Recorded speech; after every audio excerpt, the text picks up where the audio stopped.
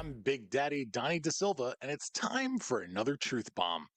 A couple of weeks ago, I talked about the Darby Allin promo leading to AEW Revolution, and I need to revisit that angle this week because Sting's going to retire today, and this is going to be my last chance to really talk about it. First off, I hear all the time that I never put AEW over and I'm always burying them. That's just simply not the case. I tend to speak out about things I really like or things I really don't.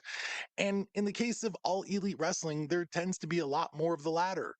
That being said, AEW has done an infinitely better job with Sting than WWE did. Now, I'm sure Vince McMahon had his reasons for handling the Stinger the way he did, not the least of which being the fact that he was a big star from somewhere else who refused to come to the WWE until the twilight of his career. But let's be honest, they did not give the painted face star the run he deserved. AEW has successfully made Sting feel special again. From his production to his spot on the card, they've done a pretty good job. Sure, you can argue that a 64-year-old in a company filled with young freak athletes shouldn't be 25 and 0, but they used him as an attraction, and if nothing else, he's definitely helped elevate Darby Allin. It's possible that other stars nearing or at retirement age that still have that craving for one more run will look at how AEW has treated Sting, or even Christian Cage for that matter, and say, I might be too old to really be relevant in WWE, but AEW might really treat me well.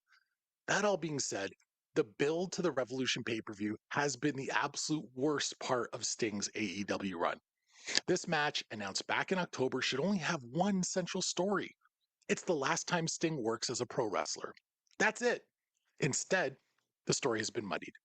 It's about Darby hating the Young Bucks for not wanting to hire him when AEW first opened.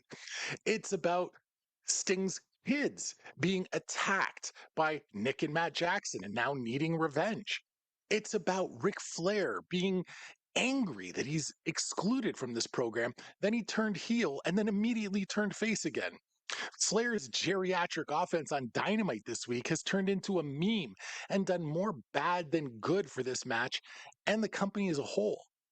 And on top of all that, there's the fact that without reason or need, the tag team titles are at the center of this saga. Why? Would it have been too much to ask to have a program completely centered on the man who generations of fans grew up with and are going to miss?